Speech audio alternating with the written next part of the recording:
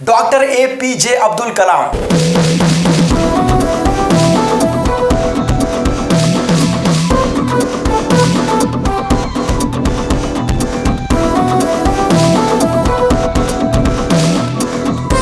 Doctor APJ Abdul Kalam की कही हुई एक स्टोरी, एक इंसिडेंट जिसमें उन्होंने जो कहा था वो आज मैं आपको सुनाने वाला हूं। उन्होंने कहा था कि ये बात मुझे किसी कॉलेज ने नहीं सिखाई है, किसी यूनिवर्सिटी ने नहीं सिखाई है, किसी किताब ने नहीं सिखाई है, उस घटना ने सिखाई है, उस इंसान ने सिखाई है। तो वो स्टोरी उन्हीं के शब्दों में आज मैं आपको सुनाने वाला हूं। और यकीन मानिए ये बात आपको भी आपकी स्कूल, आपकी यूनिवर्सिटी, आपकी कॉलेज, आपकी किताब नहीं सिखा सकती है। लेकिन उससे पहले डॉक्टर APJ अब्दुल कलाम की एक छोटी सी झलक जिससे आप समझ पाए कि कौन सी क्वालिटीज ने उनको इस मुकाम तक पहुंचाया है। मैं हूं जसबिन पटेल। शुरू करते हैं आज की बातें। डॉक्टर APJ अब्दुल कलाम ने हमको और पूरी दुनिया के यंगस्टर को यह सिखाया है कि सपने देखो, क्योंकि सपने देखने वालों के ही सपने सच होते हैं। He was greatest scientist and former president of India. Bharat के स्पेस प्रोग्राम्स और मिसाइल डेवलपमेंट्स में इनका बहुत ही बड़ा योगदान है। डॉक्टर APJ अब्दुल कलाम ने भारत के पहले स्वदेशी स्पेस मिशन को लीड किया था, जिसमें भारत ने रोहिणी सैटेलाइट को SLV-3 से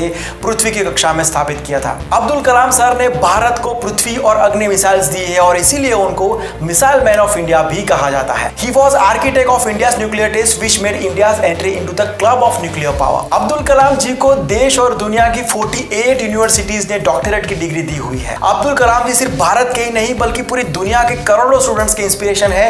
लोग आज भी उनकी कई हुई बातों को फॉलो करते हैं। अब जानते हैं उनकी कही हुई वो स्टोरी जिसमें बहुत ही बड़ा लेसन छुपा हुआ है। उन्होंने कहा था 17 अगस्त 1979 का वो दिन था, हम पहली बार लॉन्च करने जा रहे थे सैटेलाइट लॉन्च व्हीकल, जिसमें 44 सबसिस्टम्स थे और हजारों कंपोनेंट्स लगे हुए थे। सैटेलाइट को विक्रम साराभाई स्पेस स्टेशन में डिजाइन किया गया था और उस टाइम पर स्पेस कमीशन और स्पेस सेंटर के चेयरमैन थे प्रोफेसर सतीश धवन जी। उन्होंने ही मुझे 1973 में यह टास्क दिया था कि सैटेलाइट लॉन्च व्हीकल बनाएंगे और जिससे हम पृथ्वी की कक्षा में हमारे सैटेलाइट को स्थापित करेंगे। 1979 का वो दिन आखिर आ ही गया। हजारों इंजीनियर्स, 10,000 वर्कर्स और हमारा पूरा स्टाफ रेडी था, इकट्ठा हुआ था सैटेलाइट को लॉन्च करने के लिए। फिर हमने SLV को यानी कि सैटेलाइट लॉन्च व्हीकल को विक्रम साराभाई स्पेस सेंटर से Satish Dhawan space centre move कर लिया। डेट थी 17 अगस्त 1979। मैं मिशन डायरेक्टर था, प्रोजेक्ट डायरेक्टर था और पूरा कंट्रोल मेरे हाथ में था। बहुत प्रेशर था मुझे। एक के बाद एक सारे स्टेप्स प्लान के मुताबिक सही होते गए। लॉन्च के T-8 मिनट्स पे मैं पूरा कंट्रोल कंप्यूटर को देने वाला था, क्योंकि एज अ मिशन डायरेक्टर एक साथ में हजारों पैरामीटर्स पर ध्यान रखना मुश्किल हो जाता है। तो ये एक सिस्टम होता है कि T-8 मिनट्स पर कंट्रोल कंप्यूटर ले लेता है ताकि वो हर एक छोटी से छोटी चीज पर ध्यान रख सके, नजर रख सके। जब ये वक्त आया तो मैंने भी पूरा कंट्रोल कंप्यूटर को दे दिया। लाखों लोग वेट कर रहे थे लॉन्चिंग की, सबकी नजर एक ही जगह पर टिकी हुई थी, सांसें थमी हुई थी। एक एक सेकंड की गतिविधियों पर हमारी नजर थी और साथ में कंप्यूटर की भी। जब T-4 मिनट्स हुए तब कंप्यूटर ने एक मैसेज दिया, डोंट लॉन्च। ये क्या हुआ? सिर्फ 4 मिनट बाकी थे, सब कुछ रेडी हो गया था। रॉकेट सिस्टम रेडी था, प्रोपेलेंट सिस्टम रेडी था, इलेक्ट्रॉनिक सिस्टम रेडी था, सब कुछ रेडी था और कंप्यूटर 4 मिनट पहले ये कहता है डोंट लॉन्च। उसके बाद एक एक सेकंड हमारे लिए बहुत प्रीशियस थी। इतना बड़ा डिसीजन सेकंड्स में लेना था। सबकी नजर मुझ पर टिकी हुई थी। कंप्यूटर से एक प्रिंट आउट निकलता है, उसमें मैसेज था कि मिशन के सेकंड स्टेज कंट्रोल सिस्टम में एक प्रॉब्लम है, वहां पर लीकेज है, सो डोंट लॉन्च। मेरे पीछे 10 से 20 सालों का एक्सपीरियंस वाले एक्सपर्ट्स खड़े थे, तो मैंने उनसे क्विक डिस्कशन करना शुरू किया कि हमको क्या करना चाहिए अकॉर्डिंग टू योर एक्सपीरियंस। उन्होंने जवाब दिया कि सेकंड स्टेज में हल्का सा लीकेज है, लेकिन फिर भी हमारे इग्नाइटर के पास सफिशिएंट ऑक्सीडाइजर है, तो प्रॉब्लम नहीं होगा। We should continue this mission and you can launch it. उन्होंने कहा लॉन्च कर दो। मैंने डिसाइड किया कि कंप्यूटर को ऑफ करके रॉकेट को मैन्युअली लॉन्च किया जाएगा।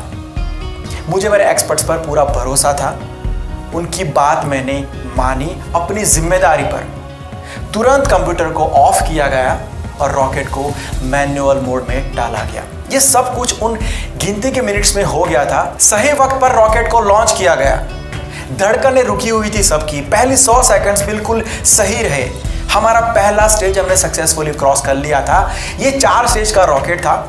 फिर आया सेकंड स्टेज जिसमें प्रॉब्लम था, और उस माइनर प्रॉब्लम की वजह से आखिरकार हम फेल हुए।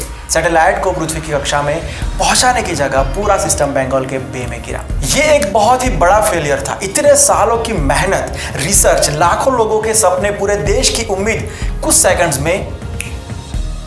मुझे याद है एग्जैक्ट 6:30 बजे हमारे चेयरमैन सतीश धवन जी मेरे रूम में आए। मैं बहुत थका हुआ था, इतने दिनों से दिन रात काम चल रहा था, ऊपर से इतना बड़ा फेलियर मिला था। उन्होंने मुझे प्रेस कॉन्फ्रेंस ज्वाइन करने के लिए कहा। उस दिन प्रेस कॉन्फ्रेंस मॉर्निंग में रखी गई थी। 100 से ज़्यादा प्रेस रिपोर्टर्स और मीडिया पर्सन्स आने वाले थे। धवन जी ने कहा कि प्रेस कॉन्फ्रेंस मैं हैंडल करूंगा, तुम सिर्फ वहां पर प्रेजेंट रहना। जैसे कॉन्फ्रेंस शुरू हुई, सवालों की बौछार होने लगी। लोगों ने बहुत सवाल किए और सतीश जी ने जवाब दिए। फिर किसी ने कहा कि ये ऐसे कैसे 20 करोड़ रुपए पानी में फेंक सकता है, लोगों के पैसे हैं ये, लोग सवाल करेंगे। तब धवन जी ने जो कहा, प्रोफेसर धवन जी ने कहा कि ये मेरा फेलियर है, हमारे लिए पहली बार था, बहुत कुछ सीखे हम इससे और अगली बार हम जरूर सफल होंगे। उन्होंने कहा कि मैं मेरे सभी वैज्ञानिकों को हर तरीके से पूरा सपोर्ट करूंगा और हम एक ही साल के अंदर इस मिशन को सक्सेसफुल करके दिखाएंगे। जब धवन जी ने ये कहा तो मैं शॉक हो गया था, क्योंकि मैं प्रोजेक्ट डायरेक्टर था, मिशन डायरेक्टर था। उस फेलियर का सबसे पहला झटका, क्रिटिसिज्म मुझे मिलना चाहिए था, जो भी हुआ था, लेकिन इंचार्ज मैं था तो फिर फेलियर भी मेरा ही हुआ ना।